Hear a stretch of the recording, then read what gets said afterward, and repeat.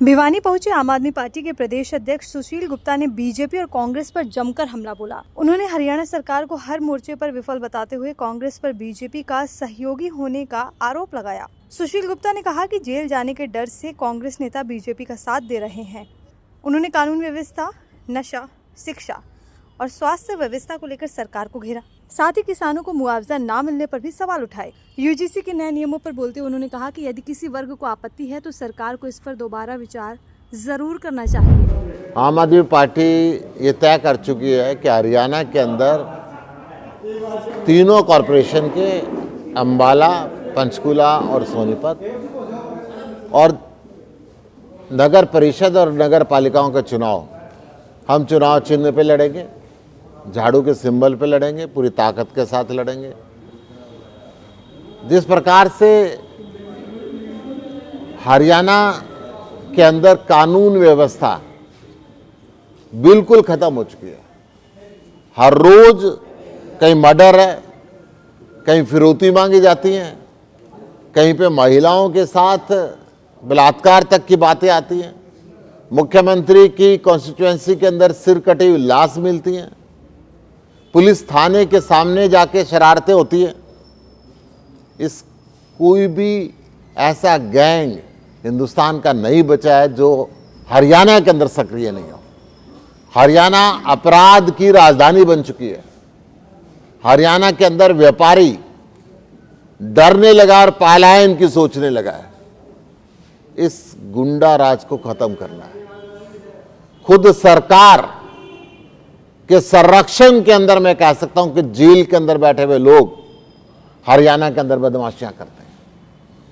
हरियाणा सरकार नशे के कारोबार में लिप्त है। 23 के 23 जिलों के अंदर हरियाणा में नशा पैर पसार चुका है। हरियाणा सरकार नशे की रोकथाम के लिए कोई काम नहीं कर रही है। हरियाणा में शिक्षा व्यवस्था पूरी तरीके से चरमरा चुकी है और हरियाणा के युवक सरकारी नौकरी ना मिलने के कारण परेशान है। हरियाणा के युवक पिछले कई महीने से हरियाणा पब्लिक सर्विस कमीशन के बाहर धरना देकर बैठे हैं। मैं माननीय मुख्यमंत्री जी से कहना चाहता हूं आपके माध्यम से, आपने हरियाणा की यूनिवर्सिटियों का बुरा हाल क्यों किया? क्या वहां पर भी आप सारी राजनीतिक अपॉइंटमेंट करते हैं? क्या मेरिट के बच्चों को छोड़ते हैं? क्या पैसे लेके प्रोफेसर्स को अपॉइंट किया जाता है? क्यों हरियाणा के साथ आप ये दुर्व्यवहार कर रहे हैं? सरकारी स्कूलों को तो आपने पहले ही तबाह कर दिया था। अब सरकारी यूनिवर्सिटियों को खराब करने के अंदर आप लग चुके हैं।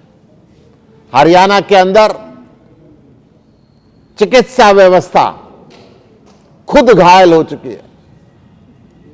सरकारी हॉस्पिटलों में मेडिसिन नहीं है, एमआरआई और सीटी स्कैन की मशीनें नहीं है। आयुष्मान की योजना का एक कार्ड आपने दिया गरीबों के लिए, उसके अंदर भी 18 किस्म की सर्जरीज को उससे बाहर कर दिया कि इनका इलाज आयुष्मान कार्ड के तहत नहीं होगा। पंजाब के अंदर और दिल्ली के अंदर किसान को फसल खराबी से पहले मुआवजा दिया गया, खराब होते ही तुरंत। हरियाणा के अंदर और भिवानी के अंदर ओलावृष्टि का पैसा नहीं मिला, बाढ़ का पैसा नहीं मिला। 6 महीने से आपने बाढ़ का पानी नहीं निकाला, बरसात का पानी। ये किसान को आय 2022 तक नरेंद्र मोदी ने डबल करने की बात करी थी। आय तो डबल नहीं कर पाए, परंतु कर्जा डबल जरूर हो गया। आज हरियाणा का युवक बेरोजगारी से परेशान होके घर वाले डरने लगे कि नशे की लत में ना पड़ जाए, इसलिए अपनी पुश्तैनी जमीन बेच के डंकी के रास्ते से बाहर जाने लगा।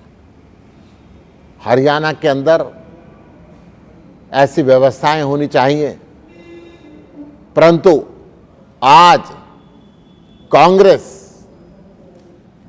विपक्षी दल का काम नहीं कर रहा, सरकार के सहयोगी के रूप के अंदर काम कर रहा है। कांग्रेस के नेता डरते हैं, जेल के अंदर जाने से डरते हैं। उनकी पुरानी भ्रष्टाचार की फाइलें उनको डराती हैं और यही कारण है कि निरकुंस बीजेपी आज हरियाणा के अंदर रिश्वत का रेट डबल से 3 गुना कर चुकी है। एक भी फाइल बिना पैसे के हरियाणा के अंदर आगे नहीं बढ़ती है। इन व्यवस्थाओं को बदलने की जरूरत है। एनजीसी को लेकर आम आदमी पार्टी की क्या प्रतिक्रिया? देखिए, अभी 26 जनवरी गई है, लाखों वीरों ने शहादत दी थी। इसलिए दी थी कि समान भाव से देश आगे बढ़े और सबके लिए बराबर का कानून बने, सबको संरक्षण मिले। एक वर्ग अगर किसी कानून से डरता है तो सरकार को चाहिए कि सबको कॉन्फिडेंस में लेके चीजें बनाए, एक तरफा चीजें ना थोपे। यही कारण था कि किसान आंदोलन हुआ था।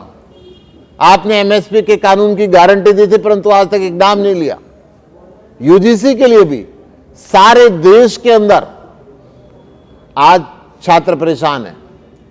आप इस कानून को दोबारा सोच लें, सबके संरक्षण के लिए जो कानून बन सकता है वो लेकर आए।